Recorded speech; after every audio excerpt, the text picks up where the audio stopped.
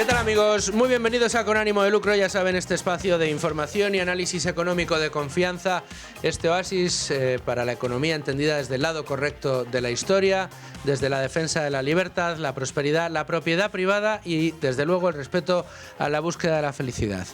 No podrán acusar a este programa de no haber puesto el dedo en las distintas llagas que tiene nuestra economía: problemas de hiperregulación, burocracia, fiscalidad, empleo, falta de productividad, falta de generación de riqueza, excesiva intervención del Estado en la economía, intervención del Estado en el quehacer de las empresas, intervención del Estado en las grandes empresas, un Estado superpotente que lo que se dedica, entre otras cosas, es a cambiar a los presidentes de las empresas del IBEX 35 desde el despacho de la Moncloa. Todo ello viene a aderezar una mala imagen española en el exterior. Bueno, pues ahora Estados Unidos ha hecho lo mismo. Nos ha mirado con lupa y ha emitido un informe. Como lo oyen, el Departamento de Estado de los Estados Unidos ha sacado los colores a Pedro Sánchez. Este organismo del gobierno norteamericano ha evacuado sobre nuestro país su primer informe comercial desde que Donald Trump llegó a la Casa Blanca. La excusa es la constante aparición de nuestro país como economía que más crece en la eurozona.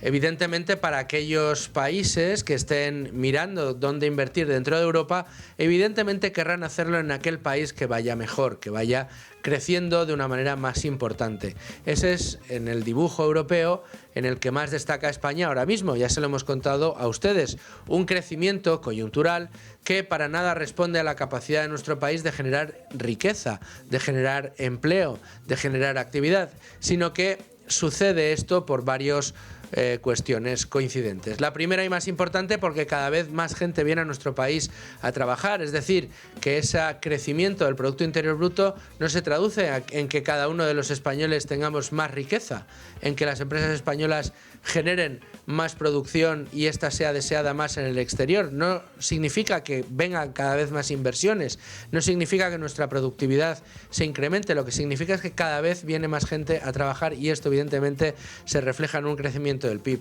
Por otro lado, en la ingeniería estadística que está realizando el Ejecutivo de Sánchez en el Instituto Nacional de Estadística desde que llegó al poder, desde que en 2022 la señora Nadia Calviño, entonces ministra de Economía, decidiera presionar lo suficientemente al INE para que su entonces director general saliera de la ecuación y entrara alguien de confianza de la señora ministra. Desde entonces se han ido revisando, curiosamente al alza, todas las previsiones de PIB de años presentes y pasados, para que los presentes, después de las revisiones del pasado, vayan dando un PIB cada vez mayor. Y por último, cómo entra en la ecuación de la generación de Producto Interior Bruto la manera expansiva que tiene el gobierno de afrontar año a año su presupuesto público, es decir, gasto público desmedido, un gasto público tan desmedido que nos ha llevado a incrementar la deuda en lo que llevamos de gobiernos de Pedro Sánchez en más de medio billón con B de euros. Deuda pública que, por otro lado, el gobierno dice que lo que está haciendo es reducir, cuando cada año introduce nuevos y nuevos capítulos de deuda para trufar de nuevos impuestos futuros la vida de nuestro presente y de nuestro futuro, es decir, para nuestros hijos y para nuestros nietos, porque la deuda no quiere decir otra cosa que impuestos futuros, porque habrá que pagarlo con impuestos futuros. ¿Y qué pasa con los impuestos? Bueno, pues que también los ha estado disparando el Estado de una manera constante. Ni siquiera deflactó la tarifa del IRPF cuando la inflación se nos fue por encima del 10%. Todo esto es lo que hace que nosotros en la foto salgamos mejor que otros países. Insisto, no significa que tengamos mayor inversión o que nuestra productividad sea mayor, lo que significa es que cada vez traemos a más gente a trabajar a nuestro país, con las bondades y los inconvenientes que esto también supone, por ejemplo, en la presión de la demanda sobre la vivienda, con una oferta constreñida también por efecto del Estado. Esta es la situación. ¿Qué pasa? Que los países se fijan en nosotros. ¿Quién es el país de la Unión Europea que más está creciendo ahora mismo? Según PIB y según estadísticas oficiales, España. Pero, ¿qué dicen informes como el que ha evacuado, insisto, en este caso, el Departamento de Estado de los Estados Unidos? Bueno, pues que no es oro todo lo que reluce, que sí, que España crece con un PIB creciendo por encima de la media de la Unión Europea, que España es un país que está muy bien ubicado porque puede ser puente a Latinoamérica, puede ser puente al resto de Europa, puede ser puente al norte de África, es decir, es un, como dicen ahora, hub muy interesante para estar ahí. Tenemos un clima extraordinario, tenemos una gente maravillosa, tenemos unas infraestructuras que, aunque venidas a menos, son mejores que las que tienen otros países de la Unión Europea.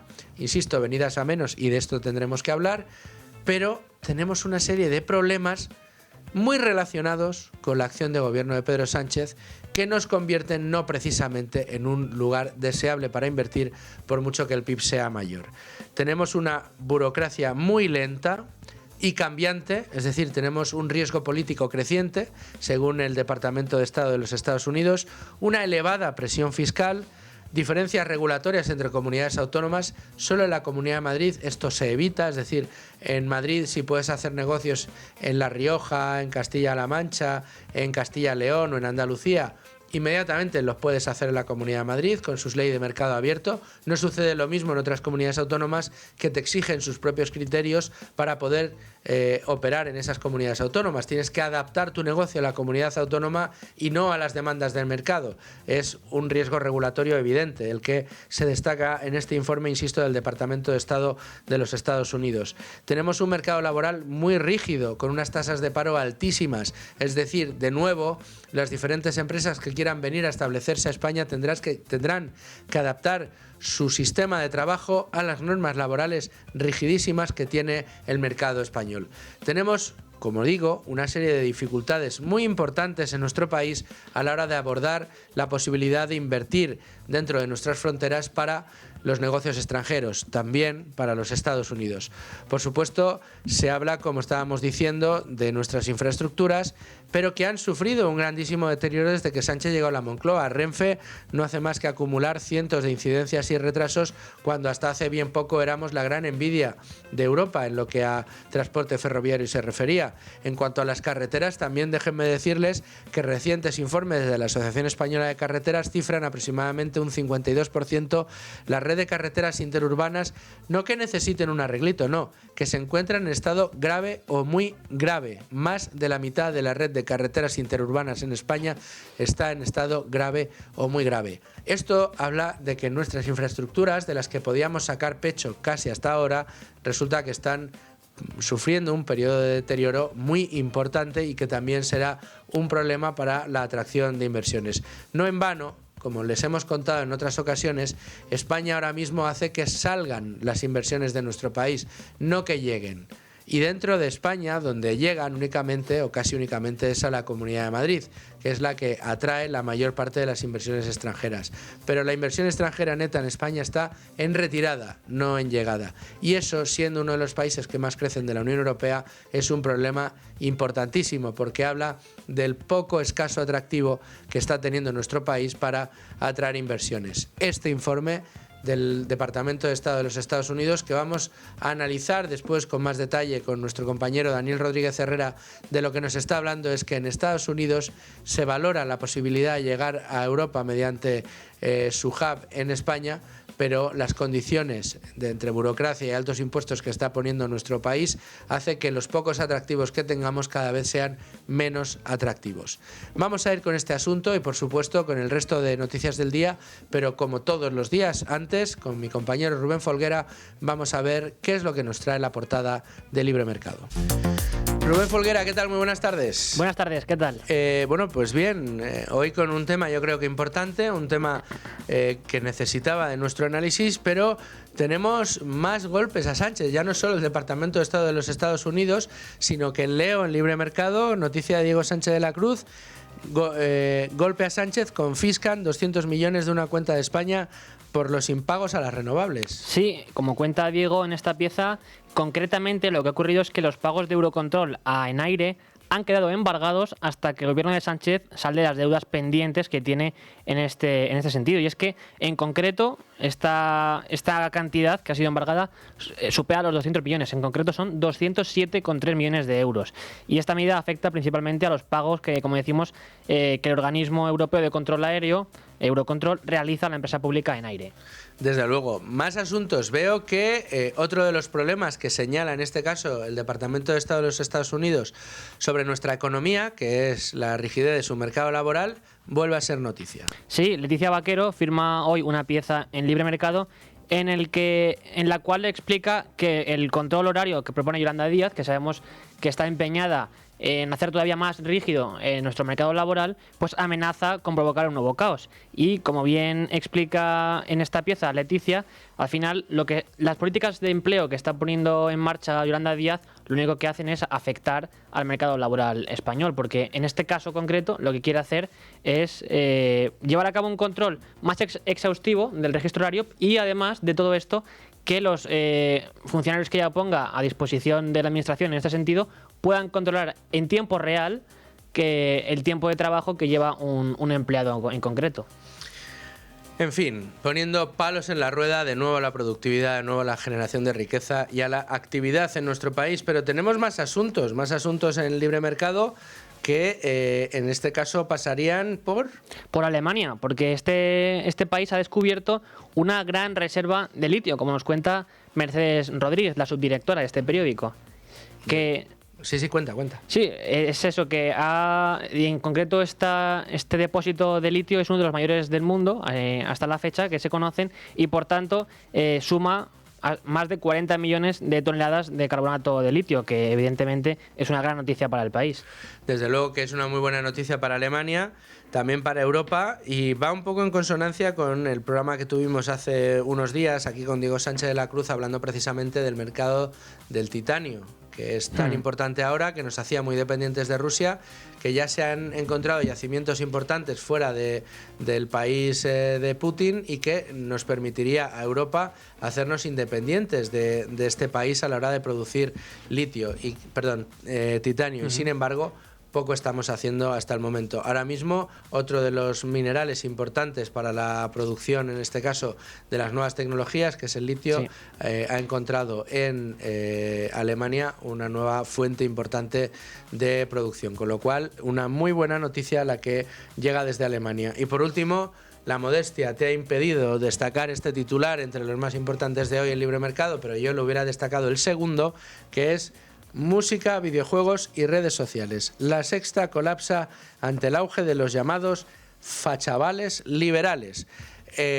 Lo firma un tal Rubén Folguera y es un artículo interesantísimo que además les animo a todos ustedes a leer, porque nos habla de ese mainstream del que están saliendo tantos jóvenes que están dedicándose sobre todo a informarse y a entretenerse a través de redes sociales, de youtubers, etcétera, y que encontramos en este caldo de cultivo cada vez más chavales que se quitan el pesado peso de la socialdemocracia imperante y de repente empiezan a encontrar las ideas liberales, ¿no? Y con eso no pueden. Y esto a la Sexta lo lleva. Claro, la Sexta casi que echa espuma por la boca cuando ve cómo los jóvenes no aceptan la imposición ideológica de la izquierda. Y salían incluso profesores, o profesora en este caso jubilada, que decía que es que ya los chavales decían no me adoctrines en clase cuando trataban de hablar de ciertas cuestiones.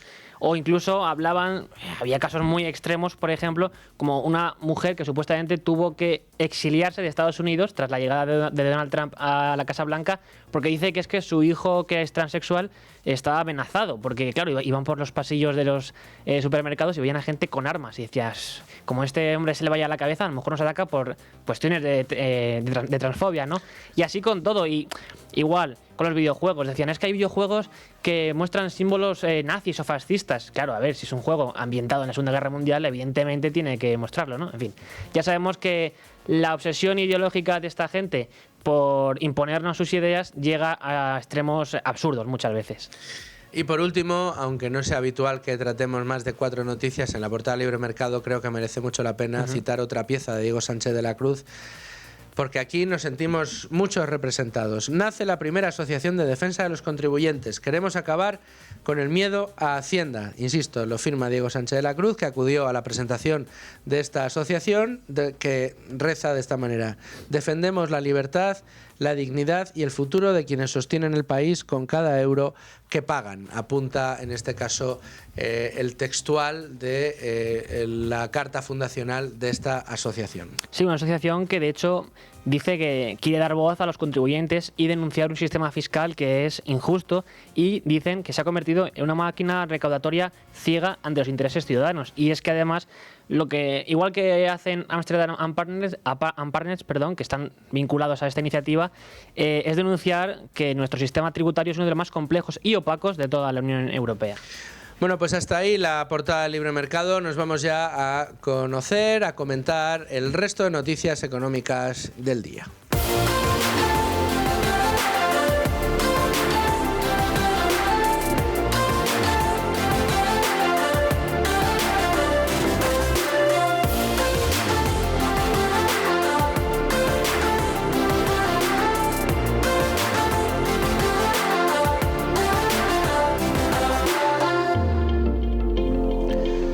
Pues nos vamos a ir enseguida ya a conocer el resto de noticias del día, pero antes déjenme que les dé un consejo. En esta ocasión, para aquellos autónomos o líderes de micropymes de entre 0 y 2 trabajadores que quieran mejorar la productividad de su negocio, que necesiten renovar su material informático, que estén pensando cómo narices se hace eso de diseñar una web y de mantenerla, bueno, pues les podemos ofrecer una solución.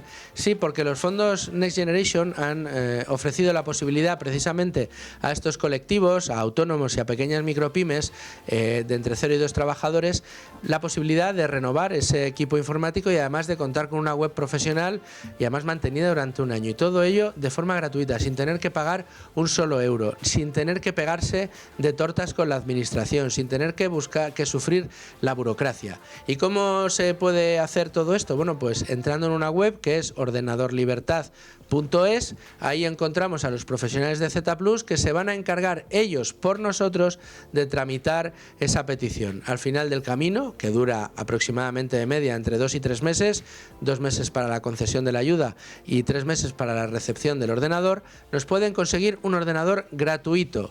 Si es un ordenador de alta gama, la ayuda le cubre los 1.000 primeros euros de ese ordenador. La diferencia la tienen que pagar o abonar ustedes, pero no tienen que tramitar con la administración, no tienen que hacer absolutamente nada, simplemente rellenar el formulario que aparece en ordenadorlibertad.es.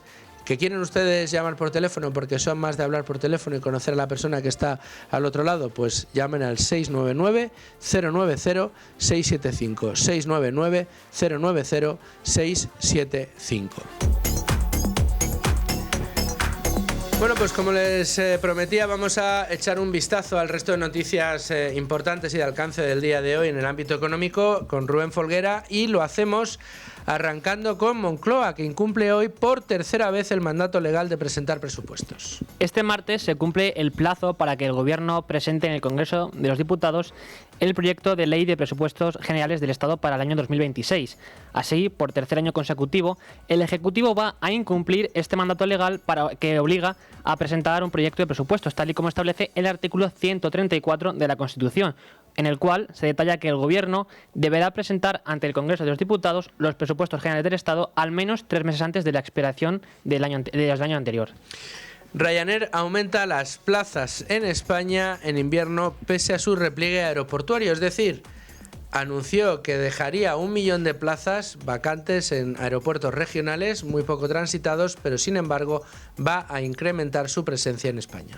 Hace un mes, Ryanair anunció un recorte de 1 millón de plazas en varios aeropuertos españoles, como los de Santiago de Compostela, Vigo, Tenerife Norte, Santander, Zaragoza, Asturias o Vitoria. Sin embargo, la aerolínea aumentará su oferta de asientos en España durante la próxima temporada de invierno de 2025-2026 en un 0,5%, por lo que continuará creciendo en nuestro país al centrar sus operaciones en los aeródromos más grandes y turísticos. Hay que decir que hasta el 31 de agosto de este año, Ryanair ha movilizado a casi 47 millones de pasajeros en los aeropuertos de AENA, de un total de más de 216 millones, lo que la convierte en la primera aerolínea del país. Sánchez a lo suyo, hundiendo a España en el índice de libertad económica. Se desploma hasta el puesto 53 del mundo. Según el Instituto de Estudios Económicos, que elabora el índice de libertad económica con datos de la Fundación Heritage, España ha caído al puesto 53 del mundo en este ranking por el elevado tamaño del Estado español, lo cual se refleja en un alto grado de gasto público y desequilibrios fiscales, a lo que se suma la deuda pública y también una presión fiscal excesiva. De este modo, entre las 38 economías de la OCDE, España ocupa el puesto 33. Y seguimos con la OPA de nunca acabar. La CNMV cambia ahora su criterio, un criterio histórico, para que BBVA pueda lanzar una segunda OPA, pero que no sea una segunda OPA, que sea una OPA igual que la primera. La CNMV ha dado un giro histórico en su doctrina sobre OPAs para favorecer al BBVA en la oferta lanzada sobre el Banco Sabadell. Y es que, por primera vez, abre la puerta a que se pueda lanzar la segunda OPA al mismo precio que la primera si esta no llega al 50% del capital del Sabadell, algo que hasta ahora no se había permitido nunca. Así lo confirma, de hecho, el suplemento al folleto de la OPA registrado la semana pasada y aprobado por el supervisor del mercado. Y tenemos que mirar también el plano empresarial, porque ha habido una gran operación bursátil. Seguro que si ustedes que nos están escuchando son aficionados al mundo de los videojuegos, ya se habrán enterado. Ayer un fondo saudí, Arabia Saudí, un fondo que pertenece al gobierno de Arabia Saudí, ha revolucionado el mercado de los eSports. Un consorcio de inversores integrado por el Fondo Soberano Saudí, PIF, Affinity Partners y Silver Lake, comprará por 55.000 millones de dólares la desarrolladora de videojuegos Electronic Arts, EA, conocida de esta forma, de una forma más popular, firma detrás de los Sims, Star Wars o Mass Effect. La transacción será financiada en efectivo con fondos propios del trío inversor y con la renovación de la participación actual de PIF en EA. PIF ya poseía el 9,9% de la empresa con anterioridad al acuerdo. Yo les confieso que no estoy muy al día de las empresas de videojuegos, porque nunca he sido ni siquiera chaval de videojuegos. Es verdad que sí que conozco algunos de los videojuegos que se han mencionado, porque algunos amigos míos sí que eran muy aficionados a estos videojuegos. Lo que sí les digo es que una operación de 55.000 millones de dólares, desde luego es una operación que ha hecho tambalearse el mercado de este sector de los llamados eSports, de los videojuegos, de los juegos relacionados con la informática. ¿Y qué ha sucedido con eSports? Que ha subido una barbaridad en bolsa. Ha pagado este consorcio una prima del 25% sobre el precio original de las acciones. Una operación, desde luego, muy llamativa y que ha hecho millonarios a los antiguos dueños de eSports. Nos vamos ya a conocer no las otras noticias del día, que ya las hemos repasado, sino a profundizar en ese informe del Departamento de Estado, en la situación que está atravesando ahora las relaciones entre España y Estados Unidos y la situación que atraviesa Estados Unidos. Recordemos, estamos a pocas horas de que se termine ocurriendo ese acuerdo entre demócratas y republicanos para cubrir los presupuestos de los próximos meses antes de que caiga ese gobierno de Estados Unidos, que sería un problema muy importante para la cotización. Todos los analistas están con la vista puesta en el posible shutdown de Estados Unidos. Y como siempre con Rubén Folguera, que me acompaña desde el principio en este programa. Rubén, muy bienvenido a la tertulia. Muchas gracias. Buenas tardes. Tengo que darle también a nuestro invitado de hoy, a Daniel Rodríguez Herrera, nuestro gran analista de todo lo que pasa en Estados Unidos, aparte de su director de Libertad Digital y compañero. ¿Cómo estás, Dani? Muy bien. No sé si has estado muy al tanto de todo lo que está sucediendo en el ámbito económico dentro de las relaciones entre Estados Unidos y España, pero tenemos hoy dos asuntos muy importantes encima de la mesa. El primero de ellos diría que importante y el segundo de ellos diría que urgente. El urgente tiene que ver con ese shutdown que comentábamos ahora antes de venir a la tertulia, que es que republicanos y demócratas tienen que acordar los presupuestos casi para los próximos días para poder arrancar el año fiscal, que empieza el 1 de octubre y que es mañana. Que mañana, o sea, que no tienen que negociar los próximos días, tienen que negociarlo hoy. Llevo dos relojes. En los dos dice que mañana es 1 de octubre. Tienen que negociarlo hoy de manera inminente para poder, para que no se paralice básicamente la administración americana. Decía yo esta mañana que todos los reportes de bolsa con Federico estaban diciendo que los analistas estaban muy pendientes de lo que suceda en esas negociaciones, porque puede caerse literalmente, muchos acuerdos que están ahora mismo en marcha con proveedores en Estados Unidos. Eso por un lado, eso diría que es lo urgente. Y por otro lado, lo importante, ese informe que ha evacuado el Departamento de Estado de los Estados Unidos sobre España como destino inversor, y que nos da muchas claves de lo que está sucediendo, y que yo creo que en parte nos da la razón a aquellos que llevamos tiempo denunciando que nuestro país no se está vistiendo con sus mejores galas para recibir el dinero extranjero. Bueno, claro, hace muy pocos días Trump le dio un gran espaldarazo a Milei y Argentina, promoviendo la inversión americana en el país y básicamente dando respaldo a sus reformas con el Tesoro de Estados Unidos. Obviamente no va a hacer eso con Pedro Sánchez, por alguna razón que se nos escapa a todos mucho. La ironía no se entiende en la radio, menos mal que nos ven por YouTube. Esperaba que el tono de voz igual diese un poco de pistas. Pero bueno, al margen de eso, el informe, que es entre comillas más apolítico, lo que viene a decir es eso, que esas reformas estructurales que siempre nos vendía, ¿te acuerdas? Cuando Soraya Sáenz de Santa María hablaba de la web bus.es como una reforma estructural en España, pues las reformas estructurales de verdad que le hacen falta a España, pues la falta de ellas hace que pues invertir aquí tenga mayor riesgo. Curiosamente, a mí lo que me sorprende que la corrupción no la destaquen como un punto en contra. También es verdad que el nivel de corrupción nos afecta más a los propios españoles que al negocio extranjero. Que al negocio extranjero, porque no es una corrupción del tipo de que no te dan el no recibir licencias, el no recibir papeles, el no sé qué, no sé cuántos. No es una corrupción a nivel burocrático, funcionarial, por decirlo de algún modo, sino solo entre comillas a nivel político. De hecho, casi, y que se acepte la broma, porque no deja de ser una broma, habrá más de un empresario que diga, hombre, si hay corrupción, sé la forma de hacer negocios. Es decir, sé que untando a quien tenga que untar podré hacer los negocios correspondientes. Eso, de hecho, recuerdo más de un economista y más de dos que decían que posiblemente para hacer negocios era mejor Italia, corrupto hasta más no poder, pero que si pagabas sabías que ibas a poder hacer las cosas, que lugares como el Reino Unido, muy estrictos, muy poco corruptos, y que cuando ponen una regla no hay manera de romperla y ponen muchas reglas. No, es más, te lo adorno con una anécdota personal.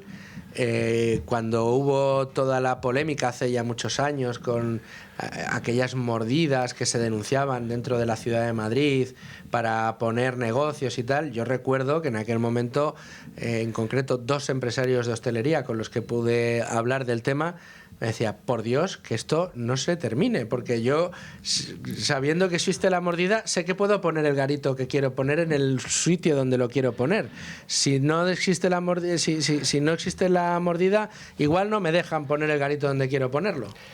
Yo te puedo dar otro ejemplo de otro empresario de hostelería que decidió que iba a ir por lo legal y, por supuesto, nunca abrió su local en Madrid.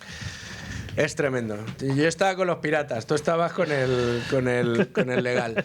Pero sí es verdad que en el informe, y Rubén, que se lo ha estudiado, me sacará de mi error, pero hasta donde yo he podido leer y encontrar, sí es cierto que no se habla de la corrupción.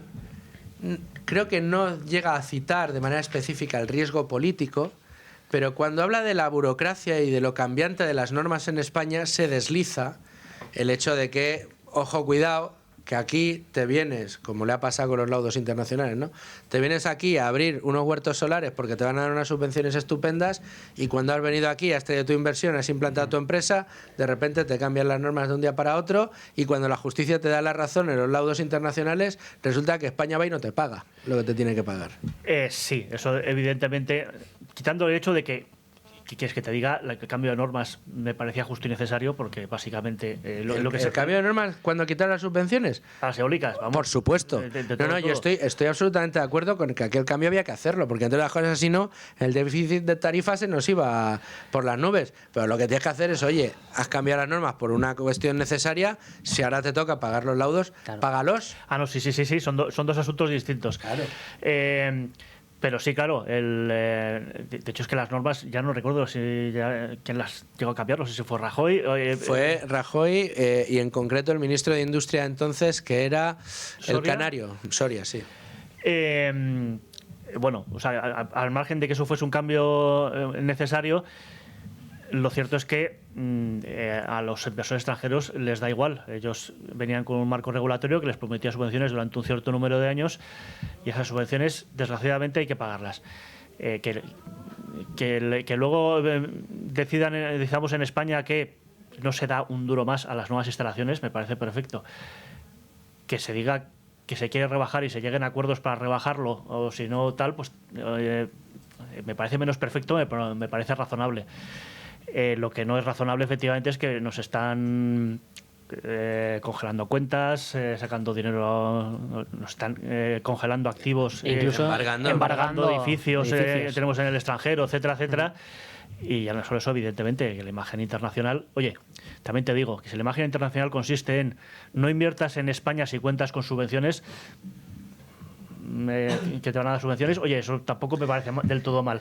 Invierte en España si vas a sacar dinero de verdad, no si te lo van a regalar el gobierno. Eso es, no se vienes a capturar el dinero del contribuyente, sino de tus clientes, ofreciendo un mejor producto a mejor precio, que es uno de los mantras de Javier Milei y de cualquier liberal que siempre me encanta repetir. Pero el problema es que el Departamento de Estado, Dani, de Estados Unidos, lo que le está diciendo a las empresas norteamericanas es, ojo, que sí, que en España hace mucho sol, que España hasta ahora podía presumir de unas buenas infraestructuras, si queréis luego entramos en ese tema. Es un hub que te conecta bien con el norte de África, con el resto de Europa, incluso por idioma y cercanía con Hispanoamérica, pero cuidado, tenemos una burocracia enorme y, como decíamos, cambiante.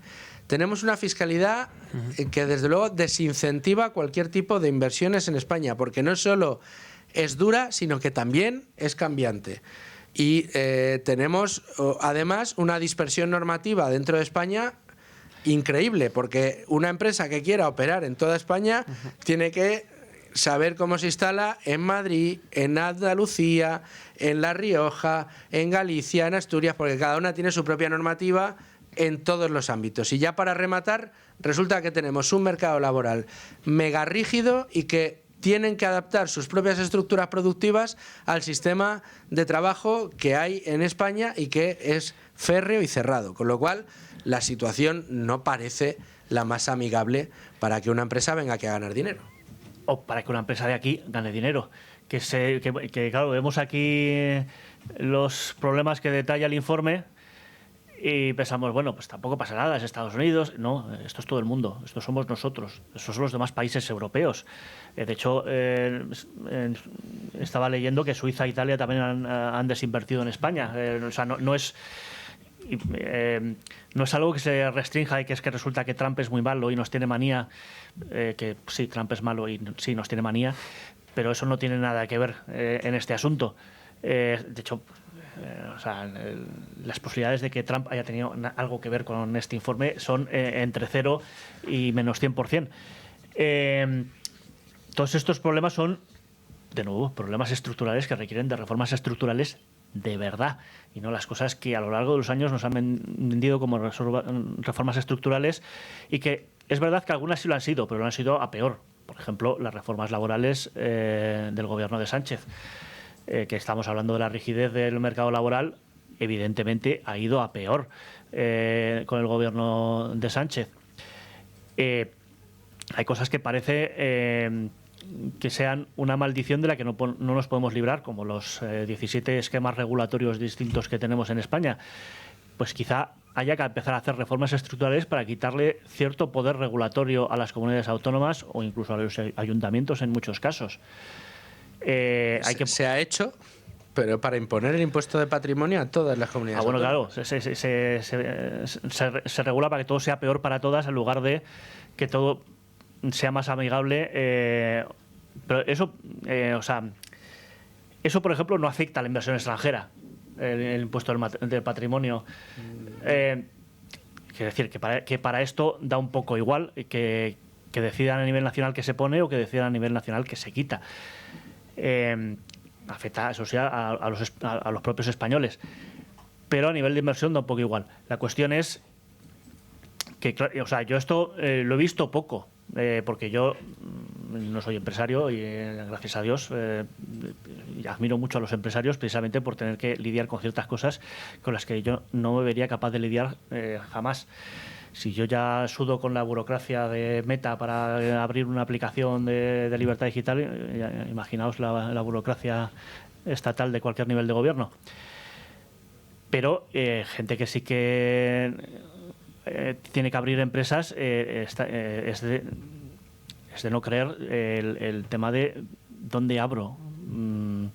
Si abro aquí, me puedo aprovechar de que en mi sector la regulación y la burocracia en La Rioja, pongamos, es menor, para poder utilizarlo de base para expandirme a otros mercados o no, que es lo que suele pasar, ¿no? Porque luego cuando tengo que abrir en Madrid tengo que sufrir lo de Madrid, y cuando abro en Andalucía tengo que sufrir lo de Andalucía, y no digamos ya comunidades como, yo que sé, Cataluña o Asturias. Sí, y tal es así, decía Dani, que no es una cuestión solo norteamericana, no es solo que los estadounidenses están poniendo el foco en este problema, es que es una cuestión global, porque sí es cierto que en términos de inversiones netas, si comparamos el primer semestre de este año con el anterior, se ha producido una caída del 73,5% de inversiones netas procedentes de este país. Que por el 73%, es una caída del 73%. Y medio, sí. Y que es la peor caída, quitando solo la del 2019, que fue del 73,8%. Pero es importante lo que decía Dani, porque si vemos el cómputo global de inversión extranjera directa que llega a España, tenemos que en este mismo periodo, si comparamos el primer semestre de este año con el del anterior, ya digo, en estos términos, la caída ha sido del 60%, más del 60%, perdón.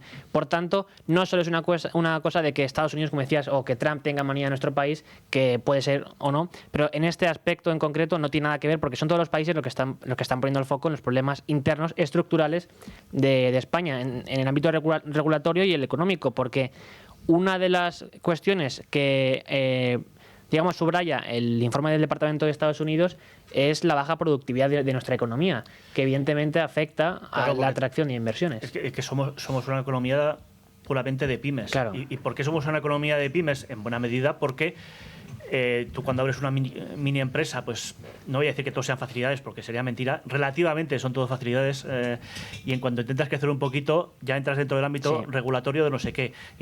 De nuevo, intentas crecer geográficamente y no puedes porque la regulación, te tienes que aprender otra regulación y eres demasiado pequeño. Y tampoco es un tamaño muy grande, porque este umbral suele estar en los 50 empleados por empresa. Por tanto, si alguien considera una gran empresa una que tiene 50 empleados, véase cualquier ministro de este gobierno, tiene un serio problema. Claro, claro, y de nuevo, es que ya hay muchas, y eso se ve en las gráficas, que ves el número de empresas, ves cómo crece y se queda justo en el límite.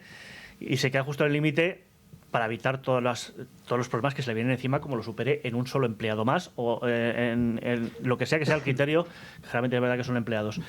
Y luego, pues claro, inmediatamente después ya hay muy poco, porque cuando dan el paso es porque ya no necesitan un empleado más, igual necesitan 20 y ya no pueden aguantar con lo que están.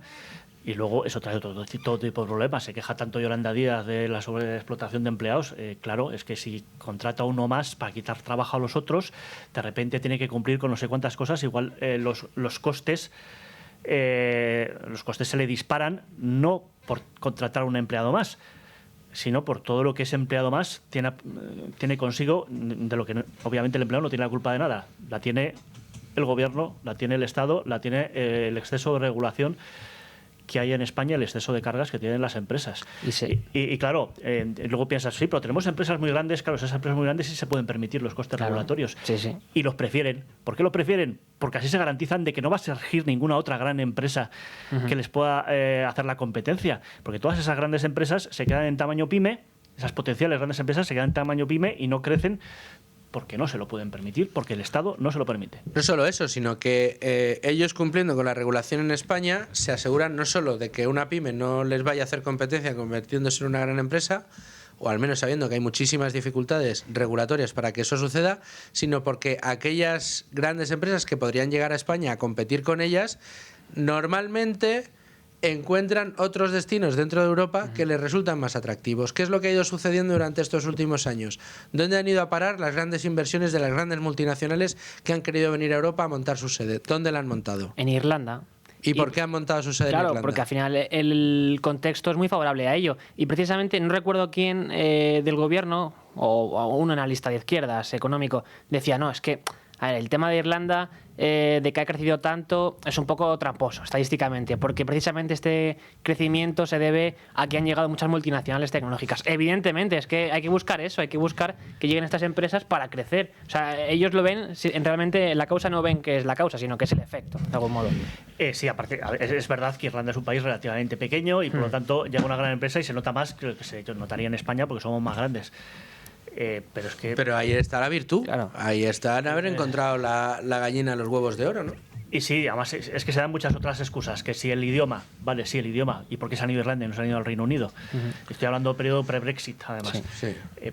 Porque el Reino Unido también es un infierno regulatorio, mientras que Irlanda no lo era. Y sigue sin serlo, más o menos, porque una vez que ya tienen las empresas, ahí es cuando la cosa empieza a cambiar y se piensan que eso ya está dado y que se pueden, que eso es la maldición de muchos países. Pero yo os quiero plantear un problema aquí ahora mismo a la luz de todos estos datos. Tenemos un informe como el del Departamento de Estado que señala nuestras debilidades como destino inversor. Todos los que estamos en esto, el caso de Irlanda lo conocemos desde hace tiempo. Sabemos los problemas que tienen también otros países de nuestro entorno como Francia, parecidos a los que tenemos en España. Claro, yo entiendo que aquellos que nos familiarizamos con estos datos o que los analizamos siempre, como es nuestro caso como periodistas, otros analistas, estos lo tengan siempre en la cabeza. Pero ¿por qué? Yo echo mucho de menos que ningún partido político haya cogido la bandera de yo quiero convertir a España en un país que sea mucho más atractivo o tan atractivo como Irlanda para las inversiones como lo ha sido Irlanda. De modo y manera que el objetivo sea que aquella empresa que quiera establecerse en Europa dude entre Irlanda y España. Porque si duda entre Irlanda y España, ya solo con nuestras playas, con nuestra gastronomía, con lo majos que somos, lo grandes que somos y lo bien conectados que estamos con el norte de África, con Hispanoamérica y con el resto de Europa, seríamos un hub muy, muy interesante. Pues pongamos eso encima de la mesa y automáticamente atraeríamos miles de millones de euros en inversiones. Nuestra productividad se dispararía, la renta per cápita se dispararía y mejoraríamos en todos los parámetros. Pero sin embargo, no hay ningún político que hasta la fecha haya dicho es que no me quiero inventar nada, es que me voy a poner a imitar a los irlandeses, chico. Pues porque es que hace 10 años, un poquito más 15, éramos similares, teníamos incluso más deuda de la que tenía Irlanda. Y eso porque Irlanda ya había empezado a crecer. A ver, Vox sí hizo algo parecido en sus inicios hasta que se dedicó a echar a todos los liberales que tenía en el partido. Este tipo de... A ver, la mentalidad en España es que el empresario explota al trabajador. Es una mentalidad socialista, es una mentalidad que tiene buena parte de la gente. Y al final, nos guste o no, los políticos le dan a la gente lo que quiere. La conexión entre la política y la sociedad tiene sus meandros, tiene sus problemas de conexión, tiene sus retrasos, pero esencialmente tira hacia ahí. Lo que ha pasado en Argentina, que venga un tipo a decir lo contrario de lo que dice la sociedad y convenza a la gente, es muy raro. Y es muy raro porque necesitas a alguien excepcional y una situación bastante crítica. En España tenemos una situación muy mala, pero no es crítica porque estamos en la Unión Europea. Si no estuviésemos en la Unión Europea seríamos Argentina o peor a estas alturas. Y podría surgir un Milei que tuviese éxito. Aquí, a lo más a lo que podemos llegar es a un tipo con aspecto de notario o que incluso sea notario, registrador de la a mantener el statu quo y maquillar tres cosas para que el chiringuito se mantenga. ¿Pero tú crees que unas reformas a la irlandesa serían equivalentes a la vuelta de calcetín que le ha dado Milei al país? ¿O sería ese maquillaje que tú dices, pero con la brocha un poquito más gruesa? A ver, no requeriría llegar a los extremos de Milei porque no estamos así, pero aún así tendría una resistencia brutal no ya por parte de las fuerzas vivas o muertas, como los sindicatos, sino de la población en general. Una de las primeras cosas que tienes que hacer es una reforma laboral enorme. Y se te va a levantar medio país porque lo considera como una pérdida de derechos. En el ámbito regulatorio, La reforma laboral, perdóname, solo para puntualizar, que nos mantiene como el país del mundo desarrollado con mayores niveles de paro y de precariedad laboral. Pero eso lo consideramos como un logro dentro del Estado de Derecho. Es que, de verdad, es para darse contra una pared y no parar. Que sí, estoy de acuerdo contigo, pero es lo que hay. A ver, por llevar un tema que no tiene nada que ver con esto, para que veamos cómo funciona el asunto. Tú preguntas por la calle y ¿hay un genocidio en Gaza? El 90% te va a decir que sí, aunque no lo haya, porque no tiene el estatus legal. Pero ¿qué pasa? Que se ha repetido incesantemente una y otra vez por todos lados. Para escuchar, leer o ver una opinión distinta a los derechos que tenemos como trabajadores, los derechos que tienen las autonomías y por lo tanto tienen que poder regular cualquier cosa de forma distinta al vecino, todo ese tipo de cosas, tienes que buscarlo. No es el pensamiento ambiente que impregna todos los telediarios, todas las tertulias, el default, lo que hay por defecto. Y lo que hay por defecto es muy difícil luchar contra lo que hay por defecto. En ocasiones es hasta heroico. ¿Qué pasa? Milei llegó a la presidencia y tal porque los medios le dieron la oportunidad, porque era un personaje completamente histriónico, muy divertido y que daba mucha audiencia, y pudo empezar y pudo inocular su virus para que... Puede empezar la batalla ideológica.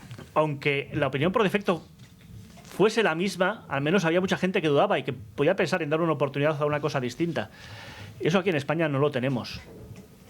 Porque nosotros podemos hablar, nosotros estamos aquí dando la batalla desde hace un montón de años, pero la gente nos tiene que buscar.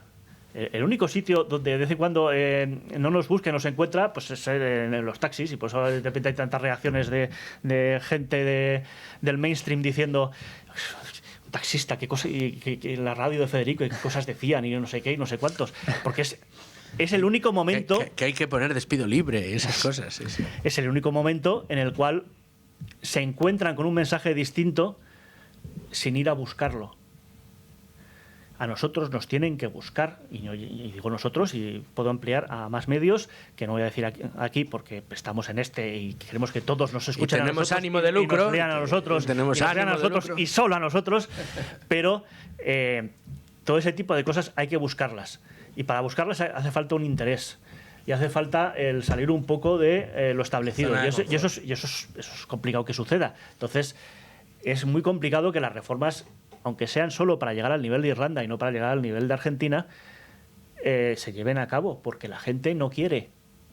Porque la gente no recibe el mensaje de por qué esto es necesario. Pero en cambio sí tenemos envidia. Y es que crecen mucho los irlandeses porque allá van las multinacionales. Bueno, eso existe. Si te preocupas en mirar eso, que tampoco es lo habitual. No, bueno, pero la gente dedicas a mirar qué tal le va a Irlanda. Tienes toda la razón. O a los países bálticos. Pero tú cuando le enseñas a alguien las gráficas de cómo evoluciona el PIB per cápita entre 2019 y 2021 y ve España y parece que todo el mundo desarrollado tuvo que hundirse por el COVID y ves que Irlanda pero de nuevo, dices, ¿cuándo es la última vez que en un telediario se ha hablado de lo bien que le va a Irlanda y lo mal que nos va a nosotros? En los nuestros. Claro, de nuevo. Es que tú ya estás dando, por supuesto que ya se ha dado un paso, que no se da, es que no se da. Y mientras no se dé ese paso, no hay posibilidad aquí de hacer reformas de verdad. A no ser que nos hundamos tanto en la miseria que podamos tener a un loco Milei que gane popularidad diciendo vamos a hacer todo lo contrario de lo que se ha hecho hasta ahora y la gente le vote. Y que además incluso... No ves a Feijóo en ese papel, ¿no? Mira que incluso se ha quitado sus gafitas y tal de estudiante de oposición, pero aún así tampoco lo veo. Veo que habrá en migración porque...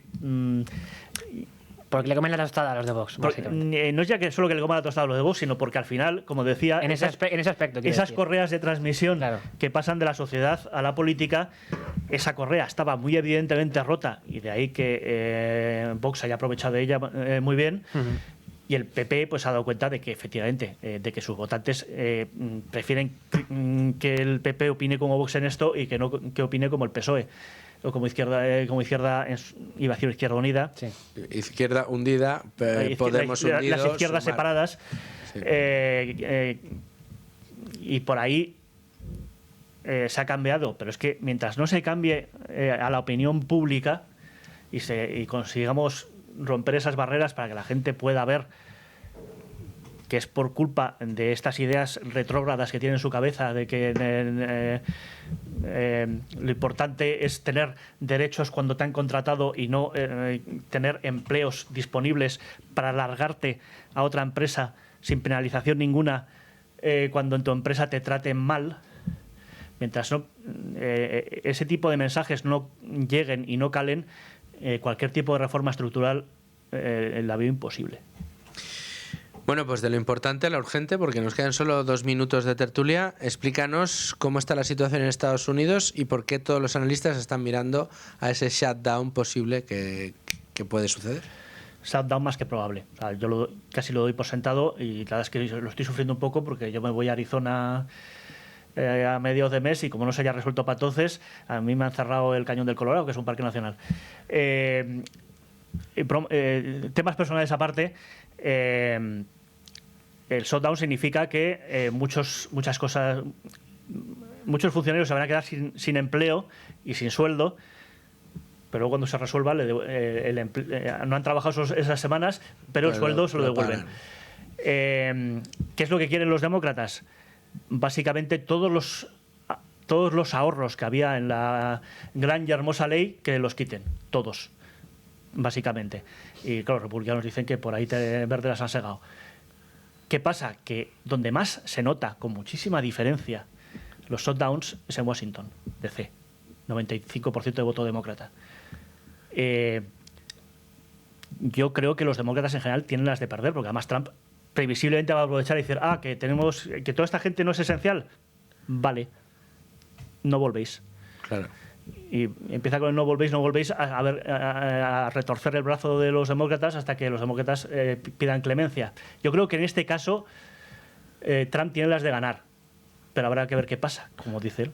Pues estaremos viendo qué pasa y aquí lo contaremos con tu ayuda, como siempre.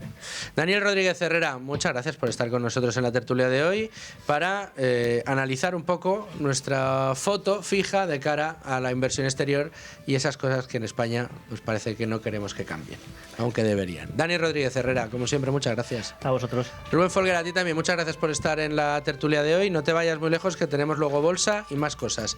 Ahora les dejo con los servicios informativos de radio y les espero de vuelta aquí Con ánimo de lucro después de las noticias.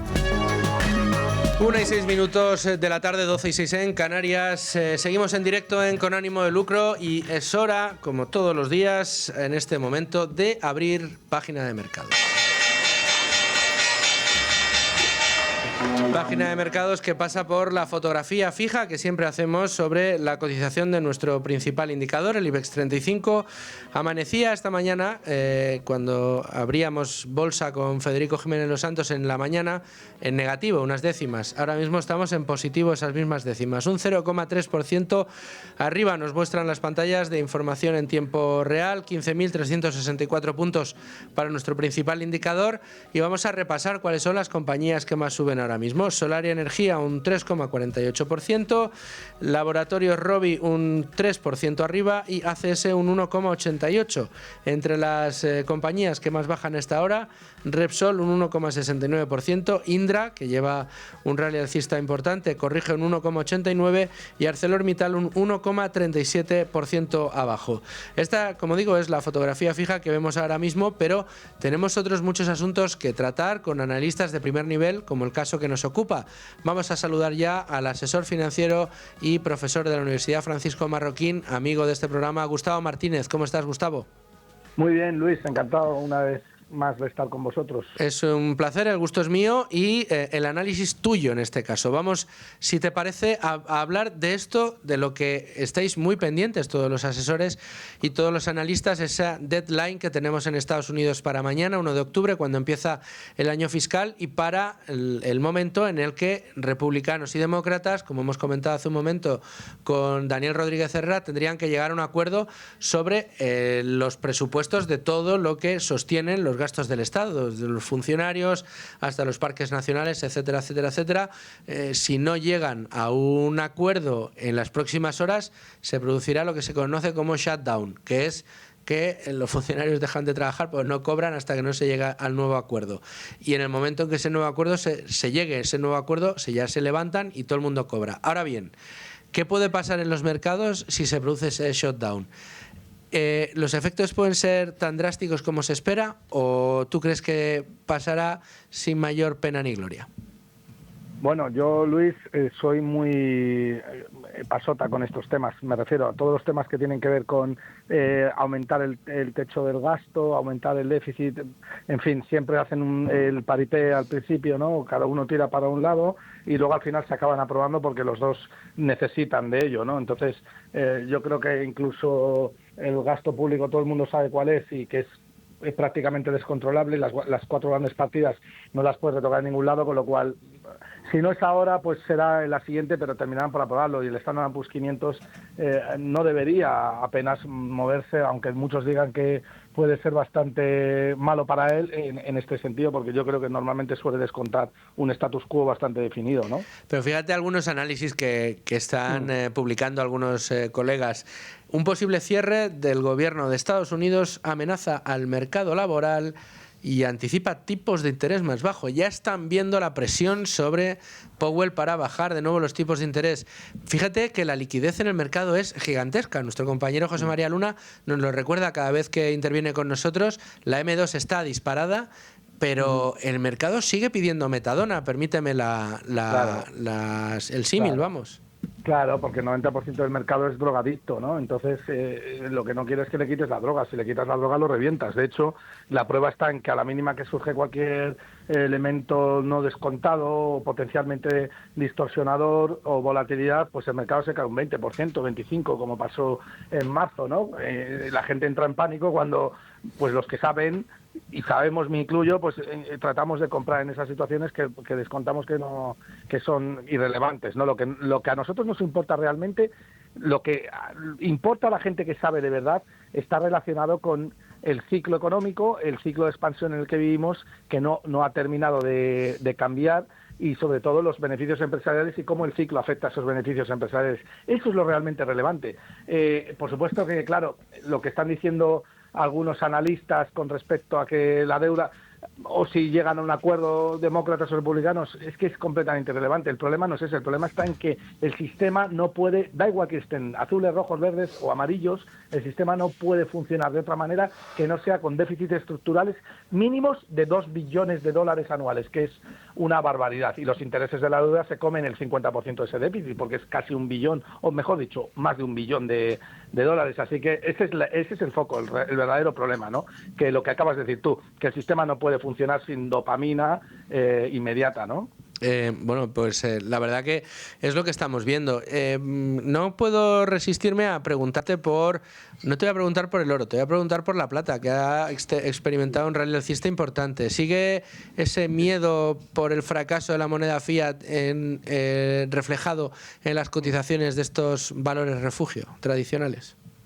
Sin duda, está siendo el gran catalizador del oro, es el que la moneda fiat pues te va a empobrecer más, no que fracase, porque al final la moneda fiat se utiliza como bien de intercambio. El problema está en que lo tienes que intercambiar cuanto antes mejor, o sea, es decir, aumentar la velocidad del dinero o alternativamente disminuir la demanda de esos saldos de tesorería denominados en dólares o en euros, porque te empobrecen tenerlos muchos tiempo. Entonces el valor temporal del dinero con respecto a ese dinero es negativo en proporciones bíblicas cuanto más tiempo lo tienes, ¿no? Así que necesitas de activos reales que mantengan más o menos el poder adquisitivo en el tiempo, y que si están infravalorados como la plata, que lo está con respecto a otros activos reales, en este caso contra el oro, pues es normal que te suba un 60% que lleva la plata este año, ¿no? Porque al final el tiempo es el juez supremo de absolutamente todo y el mercado no es ajeno a ello y acaba por poner todos los precios en su justo valor, ¿no? ¿Cómo ves el Bitcoin? Parece que ha salido un poco de los análisis y las ecuaciones y ahí sigue el tío, por encima de los $110.000, ¿eh? Sí, a mí me gusta mucho Bitcoin. Creo que es uno de los mejores inventos que ha hecho el ser humano en el siglo XXI, porque te permite protegerte proteger tu privacidad y que nadie sepa dónde tienes tu capital, porque eso es malo en tanto en cuanto si alguien lo sabe, pues te lo van a intentar quitar, como pasa con el Estado. Y claro, eso es difícil que caiga mucho, salvo que haya una crisis de liquidez, haya mucho miedo y el mercado necesite liquidez inmediata y por tanto protección inmediata, ¿no? Pero a largo plazo Bitcoin es alcista. Bueno, pues vamos a seguir muy pendientes de todo, Gustavo, y aquí analizaremos las novedades que nos vaya ofreciendo el mercado contigo.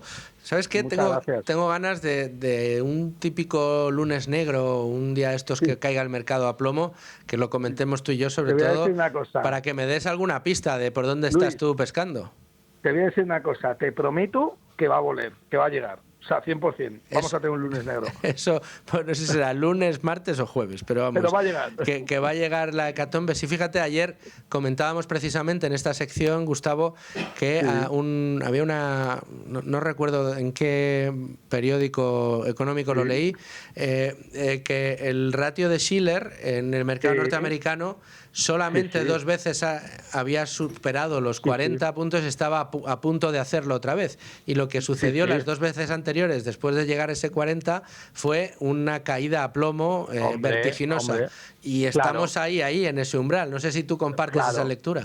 Pero 100%. ¿Cómo no vas a compartir esa lectura? Es decir, si tú subes hasta 5.000 metros, la leche es mucho más fuerte que si subes hasta 100, pero por una cuestión de gravedad y de sentido común puro. Entonces, eso es lo que le ha pasado a la plata cuando estaba a 100 onzas por cada onza de oro, que cuanto más alta está esa divergencia, luego más potencial recorrido tiene. También le va a pasar a las bolsas, obviamente. Cuanto más caras se pongan con respecto a todos los múltiplos, no solamente el KP de Shiller, el precio que relaciona el book value, el precio, el enterprise value contra el EBITDA, el PER forward, todas las métricas están en máximos históricos. Obviamente, cuando venga la corrección, pues la corrección será más grande. ¿Por qué? Porque ha subido mucho más, ¿no? Bueno, pues estaremos aquí, lo veremos y hablaremos contigo el día que suceda.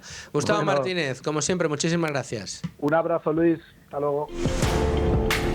Continuamos Con Ánimo de Lucro cuando son las 1:16 de la tarde, 12:16 en Canarias, y ya me acompaña en el estudio Martín González Garcés, asociado del Departamento de Real Estate de Cibislen. Martín, ¿qué tal? Muy bienvenido de vuelta de nuevo aquí a este estudio. ¿Qué tal, Luis Fer? Gracias. Un placer tenerte con nosotros en un día importante porque tenemos que explicarle a toda la gente que nos escucha cuestiones que no son en ocasiones fáciles de entender. Hemos hablado muchas veces del modelo de Cibislen, pero vamos a centrarnos en cómo funciona ese crowdlending inmobiliario. Sí, bueno, nosotros somos un financiador de promociones inmobiliarias, somos un financiador alternativo que hacemos deuda para promotores inmobiliarios profesionales. Entonces, ¿cómo conseguimos ese dinero para poder prestárselo a los promotores? Gracias a nuestros inversores que participan en cada uno de los proyectos con tickets desde 250 euros. Correcto. Es como vosotros conseguís ayudar a esos promotores. Pero, ¿qué ventaja tiene para estos promotores acudir a Cibislen en lugar de acudir a otras fuentes de financiación alternativa? Bueno, realmente es una financiación complementaria. Nosotros cubrimos esos espacios a donde no llega un préstamo promotor bancario. El banco habitualmente pide que el suelo esté comprado por el promotor, que haya licencia de obras, que haya un buen número de preventas. Nosotros podemos entrar en momentos anteriores al proyecto para poder ayudar al promotor a cumplir esos requisitos y que luego nos saque con la entrada del préstamo promotor. ¿Qué tipo de proyectos entonces estáis financiando ahora mismo? Pues mira, nosotros podemos hacer cualquier tipo de proyecto, pero la realidad es que lo que más hacemos son préstamo puente para financiar promociones residenciales. ¿Residenciales y turísticas o fundamentalmente residenciales? Nos llega turístico, que hacemos también, pero fundamentalmente es de uso residencial. Bueno, pensemos en el promotor. Porque claro, cuando un promotor acude a Cibislen con un proyecto, ¿cómo debe ser este proyecto para que Cibislen, y tú esto te lo sabes especialmente porque estás ahí con esas due diligence, analizando con lupa a cada uno de los promotores, qué foto tienen que presentar? ¿Cómo tiene que ser el proyecto para que Cibislen diga, ok, de esto me fío, aquí meto el dinero de mis inversores? Pues mira, en realidad tenemos un foco que es muy abierto. Siempre y cuando sea un promotor con experiencia y con capacidad de sacar proyectos adelante y que el proyecto sea de la calidad suficiente. Lo que sí que pedimos siempre es que el promotor aporte una buena porción de equity en la estructura de fondos del proyecto y que además nos dé una garantía hipotecaria de primer rango para el proyecto. el que aporte equity, para el que no lo sepa o le suene un poco raro, es que ponga del bolsillo. Exactamente. Es decir, si te está pidiendo 4 millones, que él haya puesto ya por lo menos 2. Así es, nunca financiamos la totalidad del proyecto. Siempre tiene que participar el promotor con su dinero en el riesgo de la operación. ¿Cuál es el perfil del promotor inmobiliario en España que hoy se beneficia en mayor medida o de una mejor manera de iniciativas como la vuestra, de la financiación que ofrecéis desde Cibislen? Pues mira, en realidad tenemos todo tipo de promotores, incluso hemos financiado proyectos de promotoras muy grandes, pero generalmente es un pequeño o mediano promotor con mucha experiencia local que antes de llegar a la financiación bancaria necesita un apoyo de capital que en forma de deuda suele ser más barato que en equity. Para los promotores más tradicionales, estoy pensando en promotores ya con muchos años de experiencia, pero que no estén familiarizados con estas nuevas fórmulas innovadoras, muy basadas también en tecnología, evidentemente. ¿Vosotros les acompañáis en todo el proceso o les dejáis ahí a la mano de Dios? No, desde luego. Nosotros acompañamos al promotor desde el primer momento hasta la fecha de vencimiento del préstamo. Incluso hablamos con promotores, también funcionamos mucho por boca a boca, por la experiencia que tenemos. Nos sentamos con ellos, explicamos bien cómo funciona todo el proceso y desde luego que entiendan bien cómo es una financiación de crowdlending inmobiliario. En este proceso de financiación, porque, a ver, me imagino que los promotores cuando acuden al banco saben más o menos, desde el día que entran por primera vez en la puerta hasta que consiguen el dinero, más o menos saben el plazo que hay, y no suele ser rápido o muy, muy rápido. ¿Cómo es con vosotros esos plazos? Sí, nosotros intentamos ser muy ágiles. Entonces, te dirá que de media, desde que un promotor nos manda toda la documentación hasta que estamos firmando en notaría el préstamo, pasan unas 4 o 6 semanas. A veces podemos ser un poco más rápidos también. Bueno, o sea que rapidísimo. Para los plazos que se suelen tener, sois prácticamente sí, inmediatos. Muy ágiles. ¿Y qué diferencias obtiene un promotor que acude a Cibislen respecto a aquel que busca un socio de capital? Mira, bueno, la principal diferencia es que nosotros al hacer un préstamo cogemos la garantía hipotecaria de primer rango, pero como ventaja positiva diría que nosotros somos más baratos que el equity, que el dinero de socios que tendría que levantar un promotor en los momentos en los que nosotros entramos en un proyecto, momentos iniciales, el desarrollo de una operación inmobiliaria. Martín, tira un poquito de memoria y cuéntanos algún ejemplo concreto de promoción que hayáis financiado y que ya se haya entregado completamente. Sí, mira, pues un buen ejemplo, que además es bastante canónico porque es lo que más hacemos, sería un préstamo puente que hicimos en Sitges, cerca de Barcelona. Era un proyecto de 10 viviendas, un edificio, viviendas de lujo espectaculares. Nosotros hicimos ese préstamo puente para el promotor para que comprase el suelo, consiguiese la licencia de obras y hiciese las preventas. Le dimos un plazo de 14 meses, que fue un plazo bastante holgado, que permitió al promotor vender muy bien, de hecho a más de 10.000 euros el metro cuadrado, y al final conseguir ¿Más de 10.000 euros el metro cuadrado? Sí, que además en Sitges es un precio bastante alto. Y entonces, con esa licencia, esas preventas, consiguió un préstamo promotor bancario con el que nos sacó a nosotros y continuó con el desarrollo de la operación. Y vosotros devolvisteis el dinero a vuestros inversores con las rentabilidades prometidas. Exacto, que en este caso era un 11% anual. Bueno, ¿cuántos proyectos habéis financiado ya? Pues mira, ahora llevamos 128 proyectos, más el que tenemos publicado ahora mismo en la plataforma serían 129. 129. Sí. ¿Y devuelto? Son 57 proyectos. Bueno, o sea, prácticamente la mitad de lo que habéis recibido. Y ya que sois especialistas en este sector, y a mí me encanta esto de las inversiones y de ver las evoluciones, como profesional, ¿cómo dirías que está evolucionando el sector inmobiliario en este año?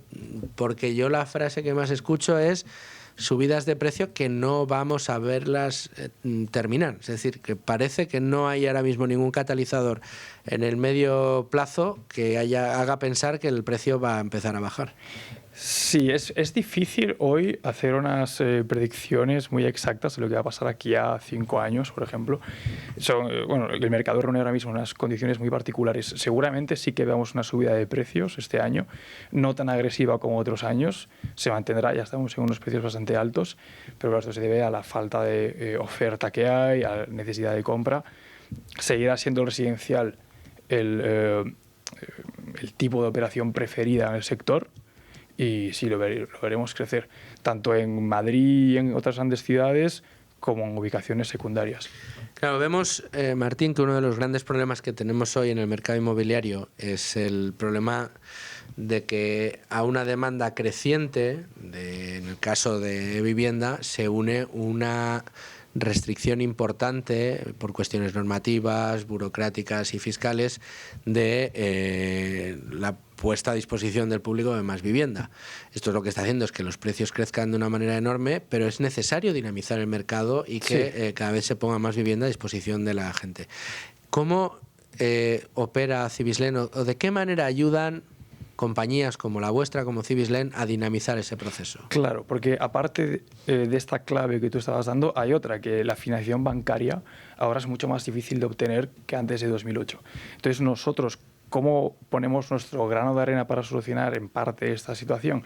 Facilitamos financiación para promotores antes de que llegue la financiación bancaria. Entonces así permitimos desbloquear muchas operaciones, que el promotor pueda comprar suelo con una buena parte de deuda, darle tiempo para poder prevender bien, conseguir la licencia, que son procesos largos. Conseguimos dinamizar las operaciones a base de hacer préstamos en el momento adecuado para el promotor. Ya que nos hemos centrado hoy tanto en la parte de la promoción y de cómo el papel que juega Cibislen dentro, las empresas de crowdlending inmobiliario como Cibislen dentro de este proceso, dinos qué tiene que hacer. Contéstanos a dos preguntas. La primera, ¿qué tiene que tener un promotor inmobiliario para que Cibislen pueda siquiera empezar a estudiarse su proyecto? Y segundo, ¿cómo contacta con vosotros?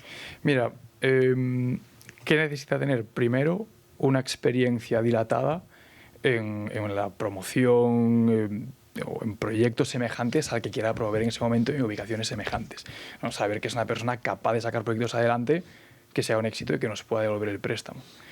Y en cuanto a la segunda pregunta, ¿me puedes seguir? Sí, no, la segunda pregunta es ¿cómo os contactan?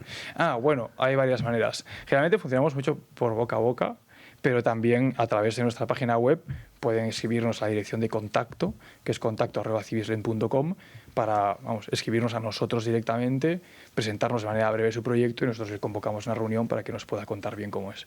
¿Y cómo ha ido evolucionando a lo largo de estos años? ¿Tenéis cada vez más promotores llamándose a la puerta? Sí, la verdad es que tenemos... Qué sonrisa le entra, ¿eh? Sí, tenemos muchísimos correos de contacto. De hecho, nosotros intentamos ser muy selectivos y leerlos todos bien para seleccionar cuáles son las mejores oportunidades que podemos ofrecer a nuestros inversores y ir a tiro fijo. Bueno, pues hemos estado analizando muy pormenorizadamente esa parte del negocio que tenéis en Cibislen, que es la de ayudar al promotor. Pero es que vosotros ayudáis en dos direcciones. Por un lado, al promotor a obtener esa financiación necesaria para arrancar en muchas ocasiones proyectos que de otra manera sería muy difícil o muy costoso. Pero por otro lado, estáis dándole una solución a un público generalista, en este caso, abrís el abanico a cualquiera. Vuestro ticket inicial no son ni 15.000 euros, ni siquiera 15 millones, ni nada por el estilo. Desde 250 euros, cualquiera de los que nos escucha puede invertir en Cibislen y formar parte de ese dinero que termina siendo prestado a un promotor inmobiliario para poner en marcha un hotel, unas viviendas de lujo, en fin, una promoción de una urbanización en un determinado lugar y después de un plazo determinado pues devolvernos el dinero y además participar de rentabilidades de doble dígito. ¿Por qué son tan altas estas rentabilidades? ¿Por qué prometéis siempre rentabilidades entre el 10, 12, 13% anual? Bueno, porque realmente es lo que se paga por una financiación de deuda alternativa en el sector inmobiliario. Nosotros al promotor le decimos, hacemos un préstamo entre el 10 y el 12% y ese tipo de interés que paga, que es precio de mercado, es lo que se paga a los inversores que apuestan por su proyecto. Y además tiene la característica de que está muy bien ponderado con el riesgo porque tiene una garantía hipotecaria de primer rango detrás. Correcto. Otra cosa importante, la CNMV os tiene la lupa puesta. Eso es, más que la lupa puesta, estamos regulados por el paraguas de la CNMV. Eso quería decir, no digo que os esté investigando por nada, digo que estáis auditados y estáis con el sello de calidad que otorga la CNMV. CNMV que además está muy encima de todas estas cosas. Cada vez que ve una cosa rara, lo advierte y tiene una web donde puedes ver, oye, si esta compañía es de fiar o no es de fiar. Cibislen lo es y lo lleva siendo muchos muchos años, porque lleva muchos años ya en el mercado y cada vez con más éxito y más foco. Vamos a recordarle también a la gente, Martín, todos aquí hemos recordado al promotor cómo os puede contactar, pero aquel que quiera financiar proyectos con vosotros y obtener esas rentabilidades de doble dígito en plazos, como has dicho tú, desde 10 meses hasta generalmente 2 años, ¿no? Son sí, los plazos que soléis manejar, con rentabilidades de doble dígito y desde 250 euros. Entiendo que entrando en www.civislend con v y terminado en d.com, ahí os encuentran. Se dan de alta en la plataforma, que es gratuito, se suscriben y luego ya, para poder hacer inversiones, tendrán que pasar dinero a Civislend, ¿no? Exacto. Tendrán que rellenar su wallet de Civislend, que se puede hacer tanto por transferencia como por un pago con una tarjeta bancaria, y a partir de ahí, con tiempo, ver los proyectos que vamos subiendo. Nosotros facilitamos la misma información que nosotros utilizamos para hacer nuestra due diligence, para que la puedan conocer los inversores. Cada uno se la estudia y decide invertir en cada proyecto. Ahora, el día que hay que invertir hay que estar muy atento. Martín, muchas gracias, como siempre, por estar con nosotros. Gracias a vosotros. Y a ustedes, señores oyentes, muchas gracias por estar ahí un día más. Yo les espero mañana, como siempre, a las 12 aquí, en Con Ánimo de Lucro. Hasta entonces, sean muy felices y sigan escuchando Radio.